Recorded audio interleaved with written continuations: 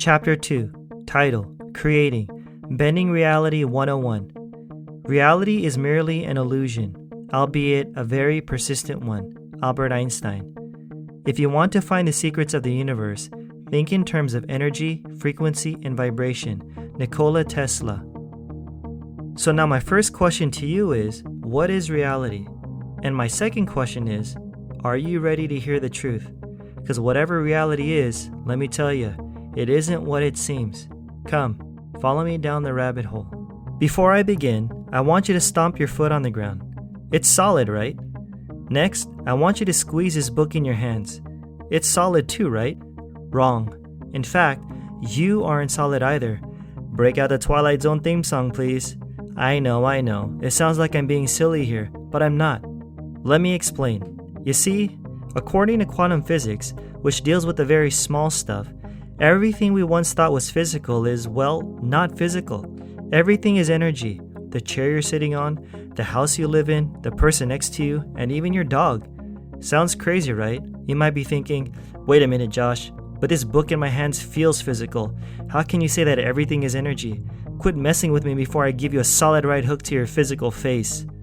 Now, before you try knocking me out to prove me wrong, let me respond with a quote from the book What the Bleep Do We Know, where one author states this mind-bending truth. Quote, one of the first cracks in the structure of Newtonian physics was the discovery that atoms, the supposedly solid building blocks of the physical universe, were mostly made up of empty space. Well, not really.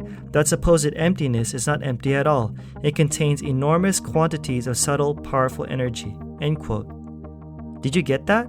Even the so-called empty space between atoms isn't really empty either. That too is energy. What I'm basically trying to say is this: physical reality is simply an illusion. I know this can be a hard pill to swallow, but in case you're wondering why you're having quote-unquote physical experiences, it's because atoms, which are composed of electrons, repel each other. That is to say, the electrical repulsion of electrons gives you the sensation of feeling something. This is why your book isn't slipping through your fingers right now, or why it's probably not a good idea to jump in front of a moving bus. Another crucial feature of quantum physics is the fact that energy can act as either visible particles or invisible waves. But get this, and this is where it gets even weirder. It all depends on what you're looking for. What do I mean? If you're looking for a particle, it becomes a particle. If you're looking for a wave, it becomes a wave. Or, as Penny Pierce, author of Frequency, puts it, your perception determines the shape of your reality. You see, there's something subjective about the nature of reality where we have an inescapable influence in constructing it. In fact, contrary to what many people believe, the material world doesn't pre-exist in any certain form waiting to be observed. Rather, it's the very act of observing which creates the material world. Before then, what exists are fields of possibilities, oceans of waves, frequencies. For instance, when an observation is made, matter appears, creating the world we perceive. But when we look away, bam, it disappears back into energy.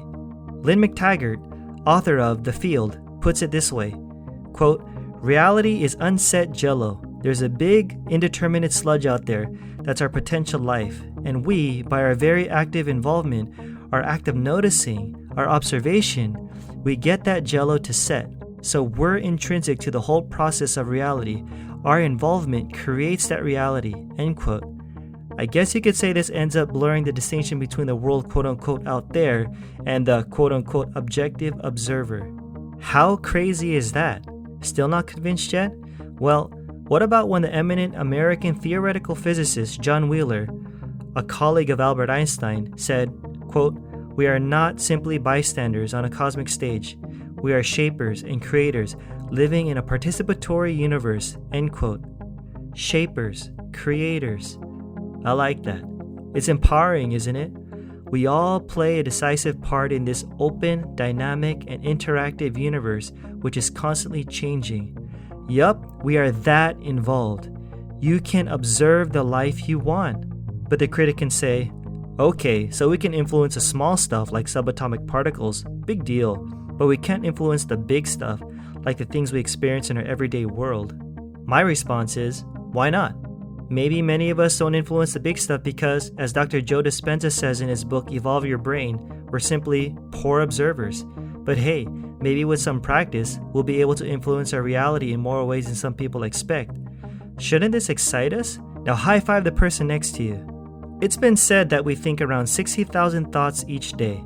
Don't make me ask what most of yours are about, wink wink, and every thought we have emits a certain frequency. Positive thoughts vibrate at a higher frequency, while negative thoughts vibrate at a lower frequency. Why is this so important? Well, whatever thought vibrations you're putting quote-unquote out there, positive or negative, things of the same frequency will match it back. In other words, your reality, in many ways, is a reflection of your dominant thoughts, which is why being optimistic is so important.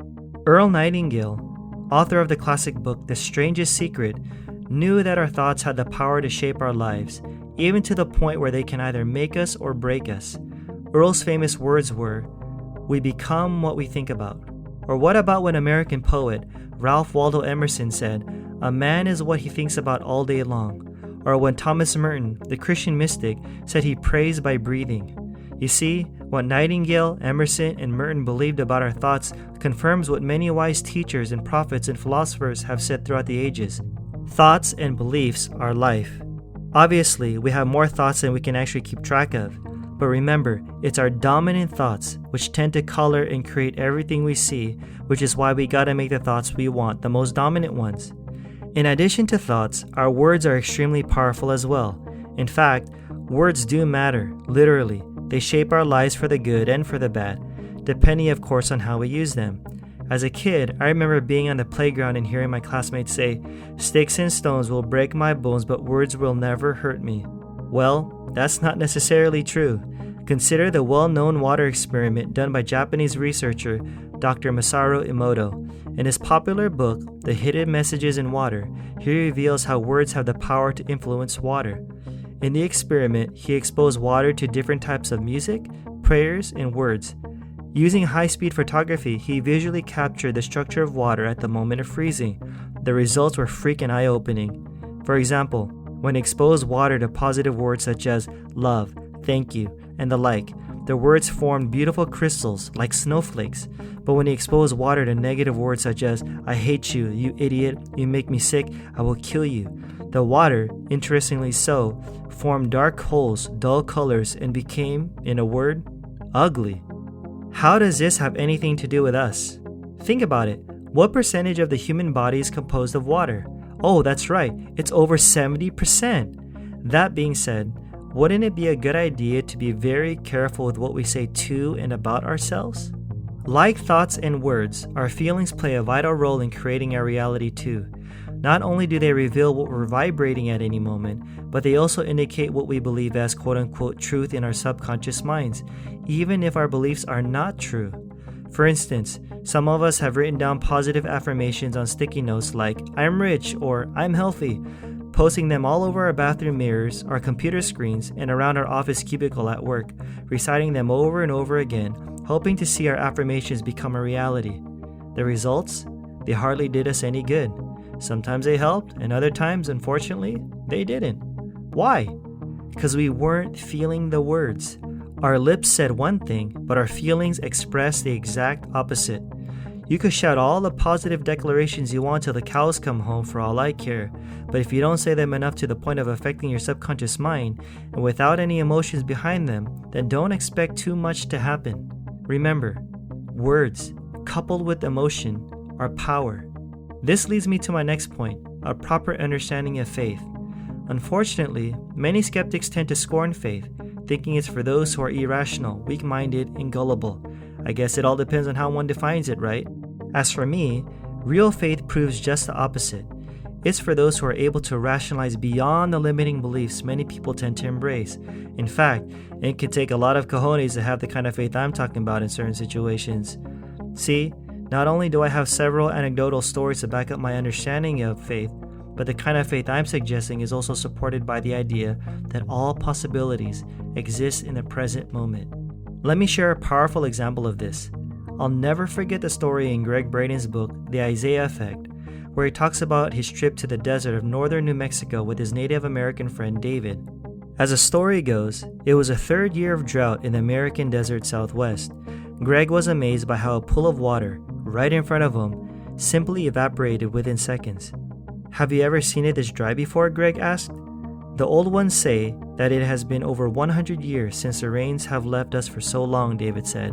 That is why we have come to this place, to call to the rain. David led Greg along an invisible path that only he could see. They stopped at a special place, a place known to David's family and ancestors for many generations.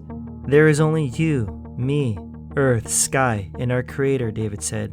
Today we will touch the unseen forces of this world, speaking to Mother Earth, Father Sky, and the messengers of the in-between. Today, he continued, we pray rain. David removed his shoes, turned his back, and walked toward a stone circle. Then, with his eyes closed, he did a ritual where, according to Greg, every movement he made seemed sacred. Once David was finished, he said, "Let's go. Our work is finished here." "Already?" Greg asked, a bit surprised. "I thought you were going to pray for rain." "No," David replied. "I said that I would pray rain. If I had prayed for rain, it could never happen." Then, later that afternoon, the quote-unquote impossible happened. It rained. Wait, let me correct myself. It didn't just rain, it rained hard. In fact, a full-fledged thunderstorm went underway. Now, what in the world did David do exactly? As explained in the book, David prayed rain by planting the seeds of a new way. He began with the feeling of gratitude for all that is and all that has come to pass, giving thanks for the desert wind, the heat, and even the drought, calling it neither good nor bad, acknowledging it as their medicine. Then he chose a new medicine. He felt the feeling of what rain feels like upon his body, all the way down to his feet, feeling the wet earth oozing between his toes. He smelled the smell of rain on the straw and mud walls of his village after the storms. He felt what it feels like to walk through the fields of corn growing up to his chest because the rains were so plentiful. He basically felt all the feelings of what he wished to experience. From that point forward, his prayer became a prayer of thanks. You see, faith isn't about wishing for something you don't have, and it definitely isn't about begging a distant creator in the sky to do something for you. Rather, real faith is about feeling the feeling that you already do have, seeing what you desire in the now, recognizing what you want as complete, and with a sense of gratitude, acting as if it's already yours. And somehow, folks, by honoring all possibilities, you're able to bring the ones you choose into this world. How can this not pump you up, right? The last powerful tool in creating reality is visualization. Try not to judge too quickly. It's not something only New Agers do. The truth is, it's something we all do. Some of us are just not used to the word. Take daydreaming, for instance. Some critics find it easy to mock those who daydream often, especially when the daydreamer's goals seem so out of reach. Unfortunately, they're told by these critics to snap out of it or to be realistic. But what if daydreaming is simply part of the process of creating? I mean, just think about it. Aren't all inventions visualized in the mind first? Albert Einstein was right when he said, quote, "Imagination is everything. It is a preview of life's coming attractions," end quote. So never underestimate the power of your imagination. Who knows? Whatever you're visualizing now can change the future of the world. Visualization can be used for a number of exercises as well, things for which many people don't even consider at all. Research has shown that athletes who practice visualization during rehabilitation healed significantly faster than those athletes who didn't. Another study even revealed how, quote, "Visualization of muscle stretching while actually stretching increased muscle flexibility significantly," end quote. Visualization has also helped the performance of basketball players, golfers, swimmers, and even weightlifters. Name any exceptional athlete, and I'm willing to bet he or she will attribute visualization as part of their success. Should we be surprised? I don't think so. Scientists have discovered that the brain can't tell the difference between what a person is imagining in the mind and what a person is actually experiencing. So whether you're running in the mind or on an actual field, shooting basketballs through hoops in the mind or on an actual court, interestingly enough, the same areas of the brain are being activated. There you have it. Thoughts, words, feelings, faith, visualization, they all work hand in hand, benefiting you in certain ways as you learn to master them. That being said, you have a choice every single day to create the reality you want. You decide whether to wake up from the alarm or to press the snooze button. You decide whether to be kind or to be a jerk. You decide whether to spend time with your family or to hang out with your friends. You decide whether to study diligently or to slack off. You decide whether to accept the sickness or to figure out a way to heal your body. You decide whether to hang out with people who bring you down or to surround yourself with people who will inspire you. You decide whether to accept what everyone else says as truth or to challenge the status quo when necessary. You decide whether to quit following your dream or to keep going. You decide. You, my friend, are a powerful force to be reckoned with. So from this point on, as my friend Greg Kuhn puts it, you're going to stop telling it like it is and start telling it how you want it to be. Enough said.